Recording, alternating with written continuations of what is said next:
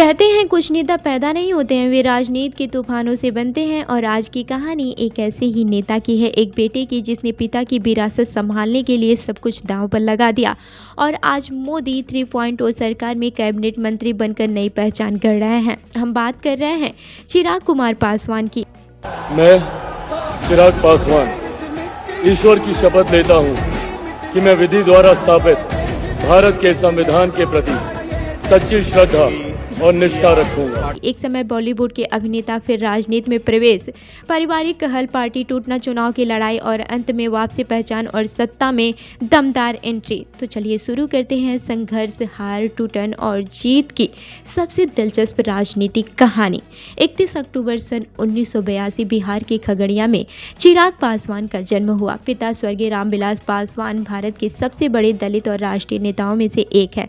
मां रीना पासवान गृहिणी। बचपन से ही चिराग बेहद शांत, विनम्र और पढ़ाई में तेज थे। उन्होंने कंप्यूटर साइंस में बीटेक किया, लेकिन दिल में सपना राजनीति का नहीं, खुद की पहचान बनाने का था। साल 2010 से 11 चिराग बड़े पर्दे पर आए। फिल्म मिले ना मिले हम अभिनेता तो बन गए, लेकिन चिराग ने खुद को महसूस किया, मैं फिल्मों में चल भी जाऊं लेकिन मेरी ज़मीन राजनीति है। और यहीं से असली सफ़र शुरू हुआ। साल 2014 पहला चुनाव, जमुई लोकसभा सीट, आरजेडी उम्मीदवार को जबरदस्त अंतर से हराया। पहला चुनाव, पहली जीत और सीधे संसद में पहुंच गए।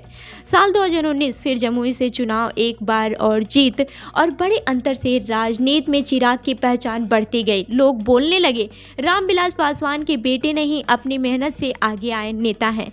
साल 2020 से 21 में पिता का निधन और यहीं से चिराग के जीवन का सबसे कठिन अध्याय शुरू हुआ।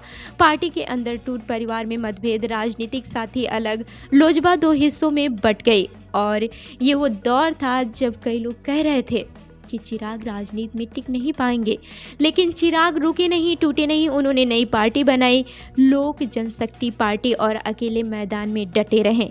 साल 2024 लोकसभा चुनाव, बाप की कर्मभूमि हाजीपुर सीट, विपक्ष, आलोचना, पार्टी विभाजन, सबके बीच चिराग मैदान में उतरे और लाखों वोटों से जीतकर धमाकेदार वापसी की। यही नहीं, मोदी 3.0 कैबिनेट में खाद्य प्रसंस्करण उद्योग मंत्री का पद मिला। और आज चिराग पासवान सिर्फ रामविलास पासवान के बेटे नहीं, बल्कि खुद के दम पर बनी पहचान है। चिराग की कहानी बताती है कि मंच मिला तो ठीक, विरासत मिली तो ठीक, लेकिन पहचान खुद बनानी पड़ती है। हारे, टूटे, छोड़े गए, पर लौटे पहले से और मजबूत। और यही वजह है कि राजनीति में चिराग आज सिर्फ एक नेता नहीं, बल्कि कमबैक किंग माने जाते हैं। तो चिराग पासवान की ये कहानी आपको कैसी लगी, हमें कमेंट करके ज़रूर बताएं। और ऐसी ही अन्य कहानियों के लिए हमारी वेबसाइट www.prpnewsindia.com पर विजिट करें। धन्यवाद।